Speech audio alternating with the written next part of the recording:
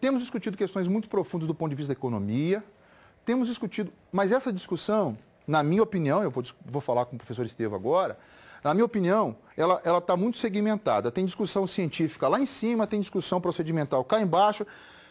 Se nós conseguíssemos unificar mesmo o discurso, eu tenho certeza que nós caminharíamos melhor. O presidente da Associação de Infectologia, professor Urbano, está aqui comigo. Eu fico todo feliz quando eu encontro com ele, que o nosso bate-papo é sempre muito fluido. Professor, mais uma vez, muito obrigado. Boa tarde, por o senhor ter vindo aqui, aceito o nosso convite. Boa tarde, Stanley. Eu que agradeço, é uma honra estar aqui. Bem, nós temos um programa inteiro para fazer com o senhor hoje. Se ninguém avisou o senhor, não, vou ficar aqui até às 14h30, porque depois você vai passar para o Alterosa agora com a aula da Biel, que está todo mundo com muita dúvida. Sexta-feira criou-se uma expectativa muito grande, né? O que vai acontecer? A semana toda andou, eu vi todas as lojas que fiz questão de passar, professor Urbano, estavam com álcool gel, estavam com pessoas do lado de fora. Eu me cuidei de ir até o Buritis, eu fui até a Venda Nova, pessoalmente, de carro, e vi. Existe um zelo. 90% de pessoas que estão no comércio estão cuidando desse zelo. Esse número não chegou até o comitê teve acesso a outros pontos. Por que não ter dado aquele segundo passo? Tá. Realmente isso é extremamente polêmico. É importante a gente ter esse espaço para poder orientar as pessoas sobre os bastidores de como se decide essas questões. Sim. Antes de entrar em detalhes, eu gostaria de dizer que Belo Horizonte foi, entre as capitais do porte parecido, a primeira a flexibilizar. Então, como nós demos uma pequena parada no processo de flexibilização, pode transparecer para as pessoas que Belo Horizonte não flexibiliza ou que voltou atrás e parou a flexibilização. Não, nós fomos a primeira a flexibilizar, isso tudo devido ao trabalho que a população ajudou-nos a fazer nos últimos 2 meses. Foi possível fazer isso. Mas na semana passada aconteceu 2 fenômenos. Houve um pequeno aumento da circulação viral em Belo Horizonte. O nosso R0, que é um indicador que mede esse aumento, a circulação viral, passou de 1,1 para 1,24. Isso é só para as pessoas entenderem. Por favor. É o indicador que mostra o quanto de pessoas foram diagnosticadas na última semana com o vírus e como esse vírus se multiplica de forma exponencial. Para cada 0,1 ou 0,2 de aumento nesse indicador, pode significar um aumento muito grande de casos na ponta, né? Nós estamos tomando uma medida de flexibilização pioneira, mas muito responsável. Então, nós não estamos dando um limite muito amplo para esse indicador subir, não. Tem cidades hoje que já estão lidando com esse R0 de 3, de 4, o que significa mais ou menos assim, cada pessoa transfere para 3, cada pessoa transfere para 4. No nosso caso, nós estamos aceitando no máximo 1,2, 1,25. Sim. Porque as cidades que tiveram esse R0 muito elevado, e que inclusive tem algumas cidades hoje que estão com R0 de 20, significa que para cada 9 casos houve 20 transmissões. Nós podemos falar o nome das cidades ou tem algum sigilo em cima disso? Não, tem cidades no interior de Minas que estão com indicadores muito ruins, como o Triângulo Mineiro todo, sim, né? A região da Zona da Mata toda, a região do sul de Minas. Com várias cidades que estão com esse R0 muito alto. E isso faz com que os casos explodam e o sistema de saúde sature em questão de 1 semana. Então, nós definimos, vamos ser a primeira capital do Brasil com esse porte a abrir, mas vamos abrir com responsabilidade. Então, nós vamos ter um limite de R0 que não incorra em riscos para a população, que não sature o sistema e que não eleve a mortalidade da cidade. Esse fenômeno de aumentar de 1,1 para 1,2 até o final da semana passada foi um indicador que nós consideramos para adiar um pouco a flexibilização. Agora, o mais importante é que nós começamos a notar que houve um início de uma explosão, vamos assim dizer, nessas várias cidades do interior. E como muitas delas dependem do sistema de saúde de Belo Horizonte, e nós recebemos na semana passada um grande número de pacientes que vieram se tratar aqui, nós resolvemos dar mais uma semana, que é essa que começa hoje, para nós analisarmos o cenário, avaliar se esse R0 de 1.1 para 1.2 continua aumentando ou se estabiliza-se e como vai funcionar a demanda do interior para Belo Horizonte. Então, foi uma parada estratégica, com responsabilidade. Por quê? É bom que se diga, apesar da ansiedade e da angústia das pessoas de voltarem aos seus trabalhos, à produção econômica, as cidades que nos foram exemplo no mundo inteiro e que tiveram o maior sofrimento socioeconômico foram aquelas que tentaram voltar, mas tentaram voltar muito rápido. Tá. Veio uma onda exponencial de casos logo em seguida, foi necessário uma quarentena muito maior, o lockdown, e a economia dessas cidades ficou 3 a 4 vezes mais prejudicada quando se comparada à economia das cidades que flexibilizaram com responsabilidade. Então, o comitê tem esse compromisso. Fazer as coisas com um rumo, com uma flexibilização responsável, porque senão depois o tiro sai pela culatra e o passo que você dá à frente no curtíssimo prazo gera 10 passos atrás a médio prazo. É justo, a explanação do senhor é muito justa, mas a pergunta que eu tenho para fazer, são duas na verdade, eu não vou esquecer da segunda, o aumento do caso de infecção por coronavírus se deu, o senhor avalia em relação à reabertura do comércio ou, esse é o primeiro ponto, ou os testes chegaram e com isso os números reais ou quase reais apareceram. Essa subida em uma semana de 1 ponto alguma coisa para 1 ponto que evitasse a abertura, não é porque os testes vieram ou porque o comércio reabriu? Existe esse metro para medir? Não, essas duas perguntas foram muito boas. O comércio, ele não foi considerado na parte que abriu como sendo impactante no número que piorou na semana. Porque nós precisamos de 10 a 14 dias para sentir os efeitos do que aconteceu. Por isso é que, por exemplo, mesmo tendo esse aumento de 1.1 no nosso R0 para 1.25, nós não fechamos o comércio que tinha sido aberto, porque ele não teria nenhuma responsabilidade sobre esse aumento.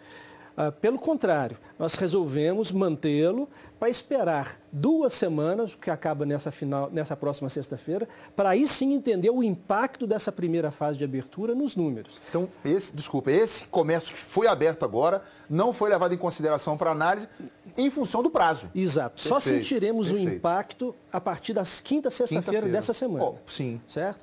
Agora, a testagem aumentou, mas nós temos uma metodologia interna muito bonita, é uma modelagem muito científica que nos permite dizer que não foi o aumento da testagem que nos permitiu avaliar esse aumento em Belo Horizonte, porque nós conseguimos separar por modelos matemáticos essa situação. Houve realmente um pequeno crescimento, não foi grande, um pequeno crescimento, independente da questão da chegada de maior número de testes. Tá. Esse pequeno crescimento, ele está direcionado à demanda que veio do interior ou parte dela é isso? Porque na sexta-feira eu vi, quando foi perguntado ao prefeito, o número de leitos que está sendo utilizado em Belo Horizonte do interior é quanto? Ele 50%. Então, esse 50% é que fez vocês chegarem a essa conclusão? Stanley, são duas coisas que eu gostaria de separar. Primeiro, o número de casos de Belo Horizonte, ele é contabilizado só quando o paciente mora em Belo Horizonte. Então, os pacientes que vêm para tratar, eles são contabilizados para suas cidades. Então, esse pequeno aumento que teve em Belo Horizonte foram de casos gerados em Belo Horizonte. Agora, é óbvio que a vinda de pessoas de outras cidades e de outros estados para Belo Horizonte se tratarem com seus acompanhantes, parentes, etc., todos muitas vezes contaminados, muitas vezes sem sintomas, mas transmissores, isso pode ter influenciado pela circulação dessas pessoas em hotéis, etc., nesse número de Belo Horizonte. Por isso é que nós estamos fazendo as barreiras sanitárias.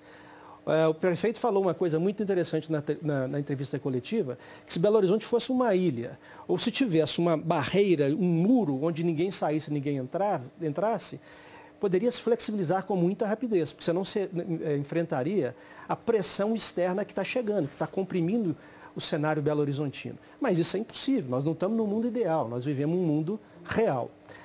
Bom, agora, o que mais nos preocupou na semana passada foi que essas pessoas que vieram de fora e que são contabilizadas para suas cidades em termos de identificação de casos, elas ocuparam uma quantidade razoável de leitos de BH, de leitos de SUS. Certo?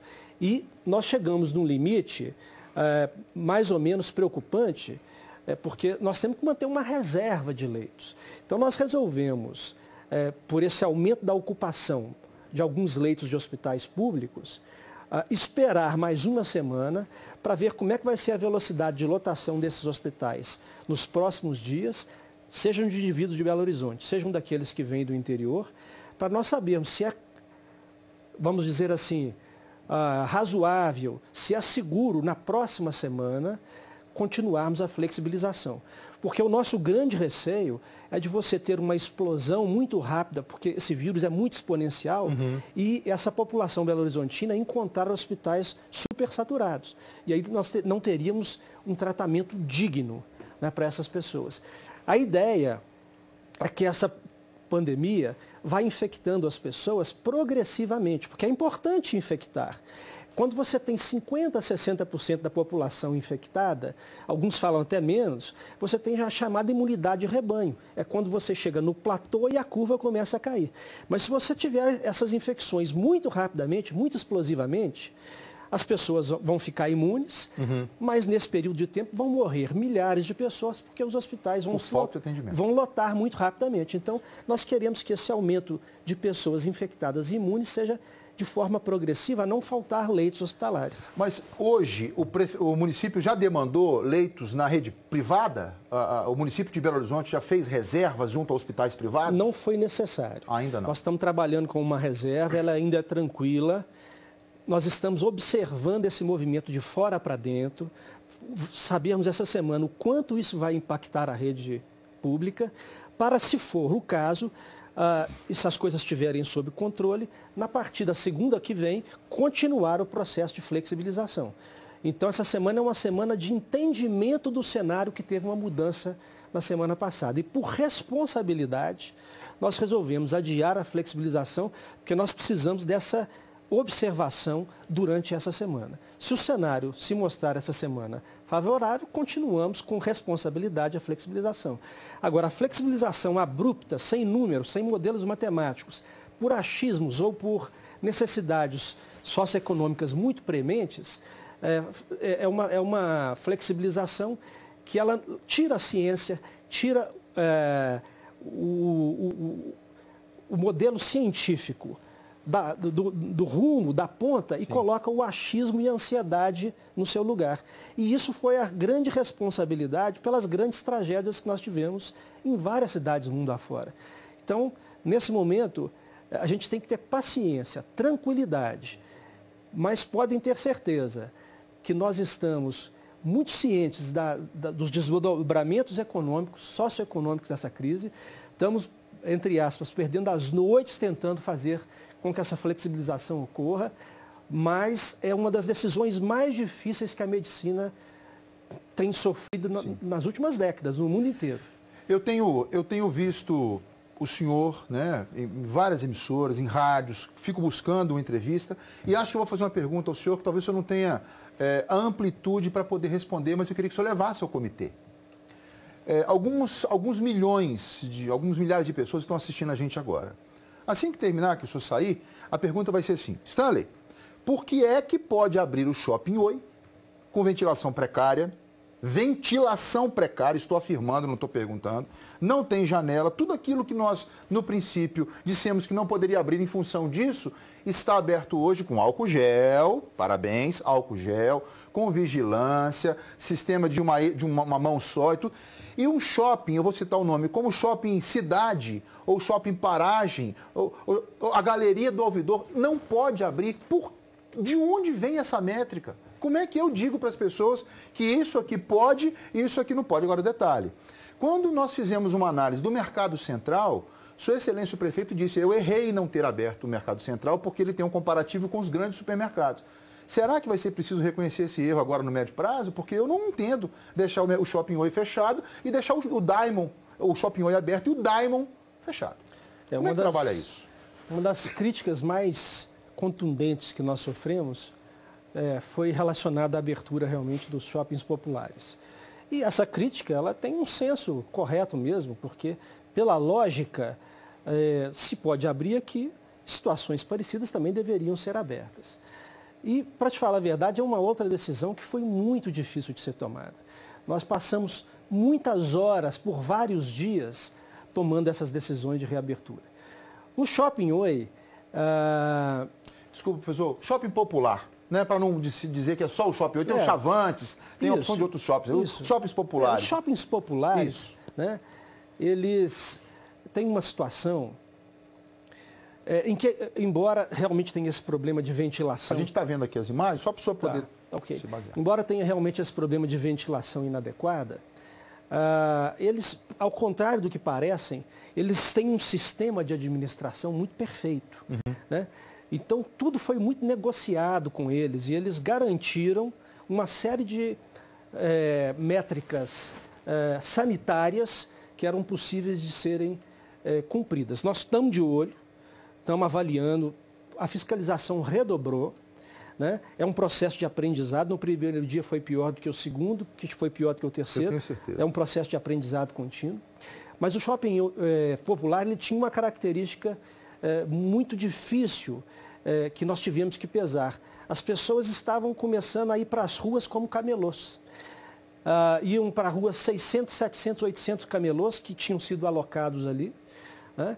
E na rua nós não teríamos como controlar também a qualidade de assistência sanitária desses grupos. Pelo menos dentro daqueles espaços nós poderíamos garantir o regramento sanitário. Porque eles estavam já em falência, tanto que várias lojas não abriram. O Shopping Oi e os outros populares reabriram, mas várias lojas permaneceram fechadas porque as pessoas faliram, né? Então, elas estavam indo para a rua, como camelôs. Era uma situação emergencial. Agora, realmente, as pessoas que estão vendo isso podem se perguntar, mas eu também estou entrando em falência, eu também mereço esse tipo de atenção. De análise. E, por exemplo, no caso da Galeria do Ouvidor, por exemplo. Passeata hoje pela manhã, pacífica. Estudamos nessas reuniões a possibilidade de abertura da Galeria do Ouvidor e de outras galerias. A grande questão é que tem um ponto de corte, é isso que nós levamos em consideração, de quantas pessoas, quantos trabalhadores são julgados na rua, vão pegar ônibus, vão aumentar os aglomerados, se nós abrirmos as galerias e os shoppings de uma vez só. Né? Então, a abertura dos shoppings populares em termos de funcionários jogariam e jogou nas ruas 2.000 funcionários, 2.000 lojistas, funcionários, etc. Se nós abríssemos um pool de galerias e shopping, nós estaríamos julgando ao mesmo tempo quase 50.000 pessoas na rua. Os aglomerados seriam exagerados. Agora, isso não quer dizer que nós não possamos repensar o que foi feito. Nós erramos muito nessas tomadas de decisões. E depois fazemos as nossas reflexões para tentar corrigir a rota. E as pessoas podem ter certeza que Belo Horizonte e no seu prefeito, secretário de saúde e comitê, tem uma extrema preocupação por tentar levar em paralelo uma boa condução da pandemia, mas também não destruir muita atividade econômica das pessoas. Repito, se foi um erro, nós vamos analisá-lo. Se for necessário fechar ou reabrir, nós não temos problema nenhum em reconhecer as necessidades de mudança de rota. Estamos abertos e ouvindo opiniões de todos os setores, né? Agora, pode ter certeza que nós não estamos deixando de fazer uma máxima doação de nosso tempo para tentar fazer decisões que sejam equilibradas e que possam beneficiar o máximo possível de pessoas sem haver um comprometimento da pandemia. Não é difícil, mas nós temos a humildade de reconhecer que, eventualmente, rumos tenham que ser corrigidos. Professor, o pico aqui em Belo Horizonte está seguindo para e passo a projeção do Estado ou existem números diversos? Não, é muito parecido. E isso é uma coisa também que é preocupante, porque nós estamos ainda longe do pico. Nós ainda teríamos que atravessar o mês de junho todo para chegarmos ao pico. Né? Se esse pico de julho for real, nós ainda temos 40, 45 dias para esse pico, que é quando a maioria das pessoas adoece, se imuniza, faz uma imunidade protetora que a gente chama de rebanho e a curva começa a cair. O que nós temos que tentar nesse mês de junho e julho é ter uma fórmula ponderada, quase uma fórmula mágica, de ir paralelamente ao aumento do pico, dos números de casos, não comprometer o sistema de saúde, não colapsar, não deixar as pessoas sem um tratamento digno e, ao mesmo tempo, que tentamos manter esse crescimento gradual da imunização das pessoas, permitir uma flexibilização que seja responsável e que não comprometa essa outra curva, que é uma curva da pandemia, das mortes, das internações. Esse jogo que é difícil, que ninguém sabe exatamente a fórmula ideal. Nós recebemos aqui na Alterosa Alerta um vídeo de uma associação muito séria, Associação Brasileira de Bares e Restaurantes, um vídeo muito impactante, que pedindo para todos nós, a sociedade constituída, socorro para a situação e a realidade que eles estão vivendo. Eu queria convidar o senhor, nós que somos BH, capital dos bares, dos barzinhos, eu queria que o senhor assistisse comigo. Por favor, parte dele. Venha me ouvir pra eu não chorar. Quando nasci foi pra levar alegria pra BH. Venha me ouvir pra eu não chorar. Quando nasci foi pra levar alegria pra BH. Não deixe-me, eu vou cuidar de quem vier pra me encontrar. Você pode acreditar. Não deixe-me para acabar de mesa em mesa, bar em bar. Somos a alma de BH.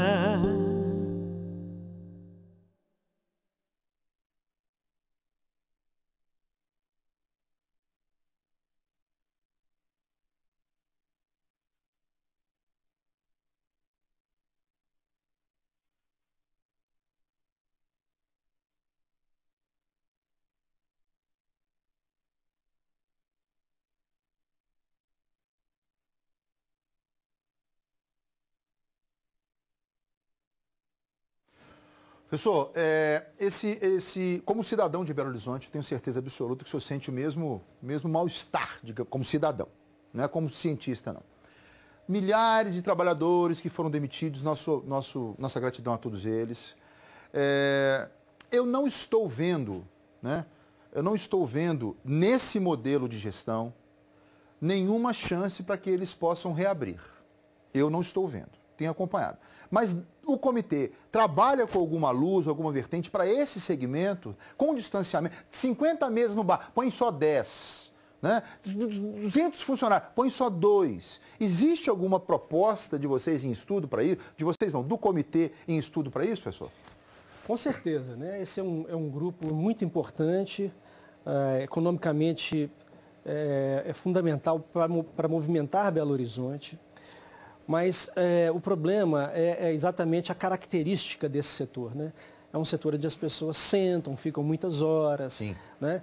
E existem vários e vários estudos mostrando que algumas atividades com essas características foram responsáveis pela explosão de casos em várias cidades do mundo. A gente fica muito triste de ouvir e ver isso. Entretanto, é uma questão que... apesar de nos comover, e nós somos frequentadores também de bares, restaurantes, né? que essa é uma questão histórica. O que está acontecendo no mundo nunca aconteceu. E esse tipo de sofrimento está abarcando de leste a oeste o mundo inteiro. O mundo, em determinado momento, parou. Né? Agora nós estamos na fase brasileira, das Américas. E não havia uma outra receita que pudesse compartilhar um controle da pandemia e a abertura desses bares, desses restaurantes. Agora, está no escopo do processo de flexibilização o momento da entrada desses bares e restaurantes. Isso tudo está escrito, já tem um cronograma. O que nós estamos fazendo é avançando e observando, avançando e avaliando, né? Nós não podemos soltar desenfreadamente para não incorrer num processo terrível, que é as cidades que tiveram que entrar em lockdown. Porque as cidades que entraram em lockdown, elas tiveram que postergar a sua quarentena por mais 90 dias no mínimo e tiveram perdas de milhares de vidas. Eu falo cidades, obviamente, do porte de uma grande metrópole, de uma grande capital. Então as pessoas têm que entender que não existe uma fórmula mágica. Se você abrir muito rápido, você dá um passo à frente e depois tem que dar 10 passos atrás. Existem os exemplos no mundo que nós aprendemos com eles. Não é possível cometer esse erro agora. Dá uma falsa sensação de que a gente pode abrir e que tudo vai dar certo. Não é assim. Esse vírus não nos respeita. Nós é que temos que respeitá-lo. Boa. Anota aí. Viu? Agora, o que eu fico muito triste também é que eu acho que nós, cientistas, estamos tentando, de certa forma, equilibrada, poupar vidas. E isso acaba influenciando também em minimizar problemas econômicos. Mas veja bem, qual é a responsabilidade dos líderes de uma nação? Municipal, estadual e federal. Trazer soluções para acolher essas pessoas que estão sofrendo, né? E nós estamos vendo o contrário, nós estamos vendo briga nas ruas. Exato. É manifestação no meio de um lado, manifestação de outro lado, no meio da maior pandemia do século, numa situação que já matou quase 600 mil pessoas e que, se não tivesse o distanciamento, já teria tirado mais de 1 milhão de vidas. As pessoas estão brigando no meio de uma pandemia. Quer dizer, ao invés da gente concentrar os esforços em tentar resolver essas situações tristes, para dar mais fôlego para essas pessoas, nós estamos perdendo aqui no Brasil a oportunidade de trazer para a prática o que o mundo nos ensinou, porque nós ganhamos 3 meses em relação ao que se... A Europa, sobretudo. Por exemplo, a Europa, né? E, então, eu fico triste porque, além da própria ciência, pela sua necessidade de intervenção, estar prejudicando esses setores, nós estamos desfocando, do ponto de vista dos gestores, a concentração na resolução dos problemas, ou da mitigação dos problemas dessas pessoas, estamos dando à população uma pólvora para fazer o Brasil pegar fogo, né? Então, quando você mais precisa de união, nós estamos tendo desunião. Sim. Eu quero levar para o senhor, eu já chego aqui na nossa fase final da pergunta, mas uma angústia, professor, que eu queria que o senhor levasse, eu não queria nem que o senhor respondesse. Fique à vontade para tal, mas que o senhor levasse para o comitê. No direito, eu vou falar da minha parte, a gente sempre diz assim, nós vamos colocar as nossas razões, vou ouvir as razões do alheio e um terceiro vai julgar, né? Ninguém até agora me respondeu por que os ônibus estão andando lotados, que é uma obrigação da Prefeitura de Belo Horizonte, que é uma obrigação do comitê, e não me venha dizer que os ônibus intermunicipais é que afetam esse número, porque não é. Ônibus dos bairros aqui em Belo Horizonte eu tenho acompanhado, não sou usuário do sistema, mas todo dia recebemos 10, 20, 30 vídeos aqui de ônibus que sai de Venda Nova e que vem para o Buritis.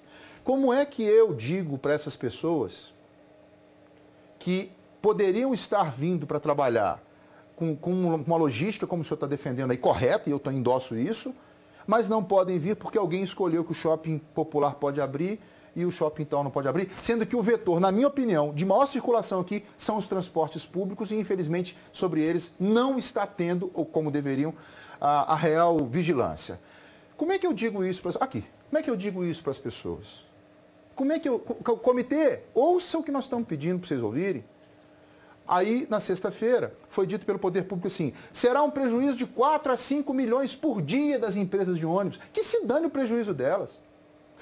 Desculpa, que se dane o prejuízo delas. Eu quero o prejuízo do cara que vende bombom na Praça 7. Porque eu queria que o senhor levasse isso para o comitê, para que essa visão, esse binóculo, abrisse um pouco mais a íris, a lente, porque eu não posso defender o prejuízo de uns e, por conta disso, deixar com que a atividade deles funcione, está aqui, em detrimento do prejuízo de outros. Não é justo, sob nenhum aspecto. Essa situação, Stanley, ela é muito injusta mesmo. Sim. Né? Essa pandemia ela é muito injusta. Tudo que nós fizermos ainda, por melhor que seja feito, por mais horas que nós gastemos analisando todos os fatos, ainda haverá injustiças. Né? E nós aceitamos as críticas e não temos nenhum problema em ser humildes e corrigir os rumos. Né? No caso, por exemplo, dos shoppings populares, é aquilo que nós falamos. Nós medimos o número de pessoas que voltariam à rua e resolvemos, mesmo com muita dúvida, muita divisão, fazer essa permissão, por questões muito focadas no social. É bom que se diga que não houve dúvida entre vamos soltar ou vamos abrir os shoppings populares e será que vale a pena abrir o resto? Essa dúvida nunca houve. Sim. A dúvida sempre foi a seguinte, nós não vamos abrir nenhum shopping. Nenhum. Valeria, por essa questão específica dos shoppings populares, abrir essa pequena exceção? Eu achei justo. Isso é que foi discutido. Agora, a nossa dúvida, será que nós erramos ou não em dar essa exceção aos shoppings populares? Nós vamos ver na sexta-feira. Na quinta, sexta-feira. Agora, dessa semana. Exatamente, nós vamos tirar essa dúvida agora. Mas não havia nenhuma discussão, nenhuma possibilidade em vamos abrir para todo mundo e depois... A gente avalia. Não, e depois chegarmos à conclusão, não, vamos deixar só os populares. Só não, era o contrário. Eu acho que não podemos ainda abrir nenhum. Será que essa exceção poderá ser feita? Ou mantida? Ou mantida. Agora, exatamente porque a abertura só desses shoppings populares não iria acarretar um grande volume de pessoas nas ruas e iria evitar um grande congestionamento da grande preocupação do comitê, que é o transporte público. A pessoa pode se cuidar em casa, chegar no trabalho e se cuidar, mas ela pode botar tudo a perder durante aqueles 30 minutos do trânsito. Exato. Essa é a grande preocupação do comitê. Agora, foi feito um estudo minucioso da BH Trans com várias empresas, orientada pelo comitê, de álcool na entrada, álcool na saída, máscara obrigatória. Higienização interna. Higienização interna frequente e, principalmente, número máximo de pessoas que poderiam frequentar o ônibus. A prefeitura aumentou a sua fiscalização, mas nós reconhecemos que muitas dessas situações não estão funcionando. Né? Nós pedimos a colaboração das empresas e dos cidadãos, né? Porque é quase que impossível você manter a fiscalização em todos os ônibus, em todos os momentos em que eles rodam. Não há número de pessoas para isso. Nós contamos com a ação cidadã e com a responsabilidade de cada pessoa que pega aquele ônibus, aquele metrô. Sim. Mas eu vou levar essa questão mais uma vez para o comitê, para o prefeito, para o secretário. Nós estamos tratando isso com muito carinho e muita preocupação. É um calcanhar de Aquiles no processo de flexibilização. Agora, o que eu queria deixar bem claro é o seguinte, essa é uma situação tão clara, tão transparente, tão óbvia, que foi a primeira a ser estudada no processo de flexibilização. Como fazer para o transporte público não comprometer tudo que está sendo feito, Sim. todas as aberturas, etc. Eu acho que é uma questão de ajuste, mas uma intuição. Apesar dos ajustes, dos regramentos sanitários, dos vários diálogos que houve entre a prefeitura e as empresas, e etc., se a população não comprar essa ideia, vai ser mais ou menos como se fosse na dengue. Né?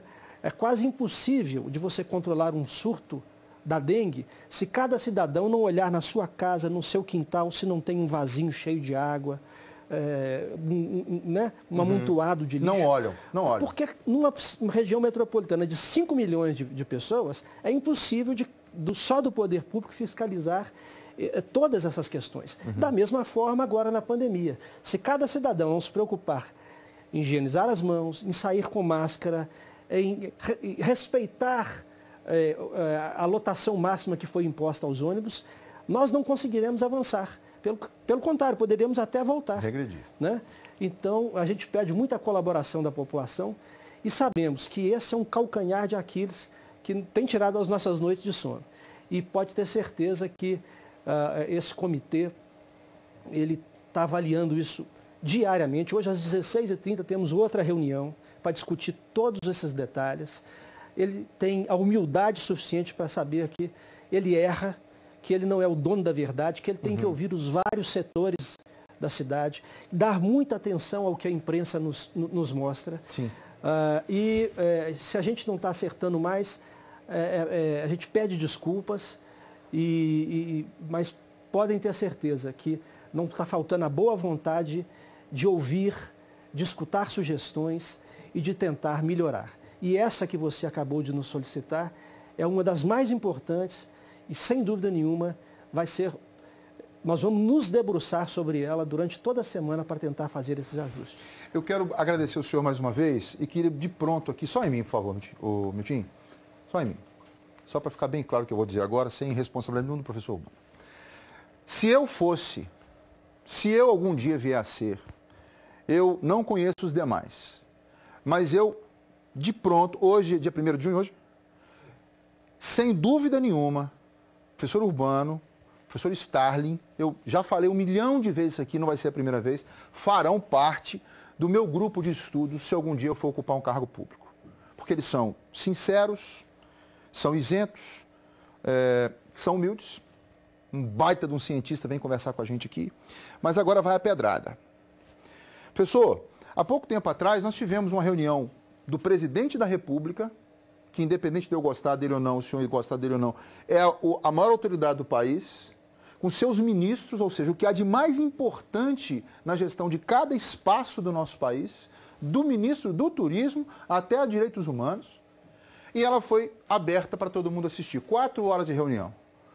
Por que o comitê não pode abrir a reunião para nós? Para que nós possamos acompanhar em tempo real.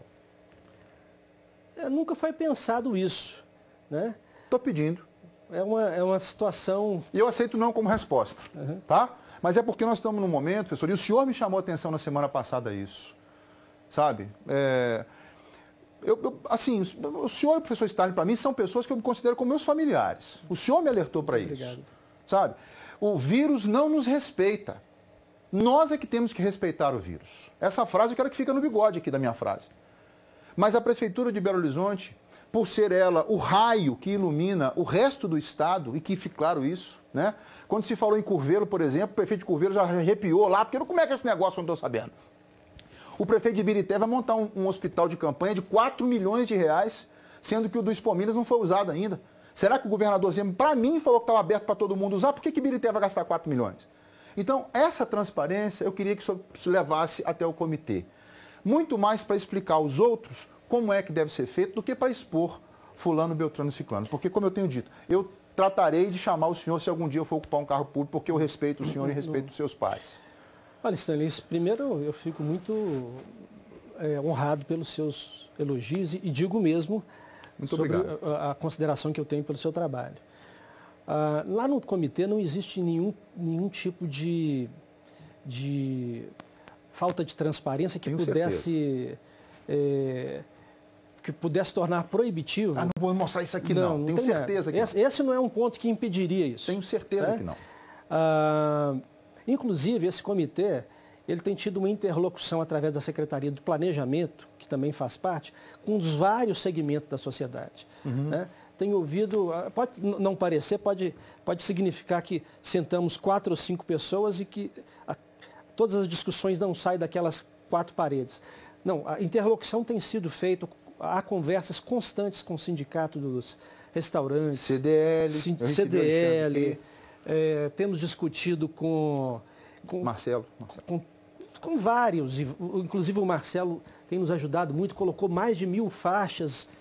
Abraçou mesmo a campanha, abraçou, né? a campanha. Então, vamos dizer, essa comunicação não está faltando. Agora, eu vou levar essa sua sugestão e te diria que eu só não tenho condição de falar nem sim nem não, porque, primeiro, eu não tenho, sinceramente, já que nós estamos falando de transparência aqui, uma opinião pessoal formada. Eu preciso pensar, fazer uma reflexão. Sim. Né? E segundo, tem mais vários membros, e principalmente o prefeito, que está nesse comando. Mas isso, com certeza, sendo ou não feito, não tem como barreira assuntos que são discutidos lá dentro que não podem sair. Eu agradeço o senhor. A saia justa é um pouquinho maior, porque eu estava assistindo o senhor em outra emissora, meu filho estava do meu lado, e o senhor estava falando com muita fluência. Eu já encerrei a conversa aqui, agora é só a última pedrada mesmo. Aí ele virou assim, pô, esse cara é bom, hein? Eu virei para ele assim, meu amigo, é por isso que eu estou pedindo ao senhor. Eu não pediria isso a alguém Obrigado. que eu não respeito. Não, eu que agradeço. E não é pedrada, não. A gente que não tem... Telhado de vidro, né? Eu não faço parte de nenhuma facção política. A minha questão é defender o cidadão dentro do que eu posso, com as minhas limitações e reconhecendo os meus erros. E quando você age com essa conduta, você pode falar sim, você pode falar não, porque você bota a cabeça no travesseiro e dorme em paz. Né? Mas essa sua solicitação vai ser levada. Eu agradeço. Na verdade, nem precisa disso, porque possivelmente outras pessoas do comitê já estão vendo também, já estão ouvindo. E, Stanley, o que esse comitê puder fazer para ouvir as pessoas, para dialogar, para tentar ter bom senso num momento onde há tanto sofrimento, pode ter certeza que nós faremos. Nós temos um sentimento de muita angústia pelo que está sendo vivenciado lá fora. E até digo, eu também tenho meus problemas pessoais. Eu tenho certeza disso. A pandemia também está me atingindo. Né? Então eu entendo perfeitamente a angústia dessas pessoas. O comitê, ele em nenhum momento será autoritário, será absolutista. Isso não faz parte da nossa formação médica, da nossa formação como cidadão. E as pessoas podem estar tranquilas que nós estamos atentos a tudo que está sendo dito. A imprensa tem um papel fundamental. A gente pega os jornais, lê as opiniões. Aqui você já me falou várias coisas que vão ser levadas lá. Nós somos todos ouvidos, porque nós não somos donos da verdade. Mais uma vez, Deus abençoe o senhor. Não pode dar um abraço, mas dê um tchau para as pessoas estarem para mim e que o comitê possa continuar tendo a iluminação divina para tomar essas decisões. Obrigado por ter segurado o senhor aqui por quase 50 minutos. Stanley, eu que agradeço e me sinto honrado de ter tido esse espaço aqui, porque é função nossa e a gente agradece à imprensa de levar o que a gente pensa para as pessoas. E sem esse espaço aqui a gente não conseguiria. Então, uma via de mão dupla. Vocês podem ter certezas que a imprensa é tão importante nesse processo como os médicos, como os enfermeiros, como os cientistas. Deus abençoe.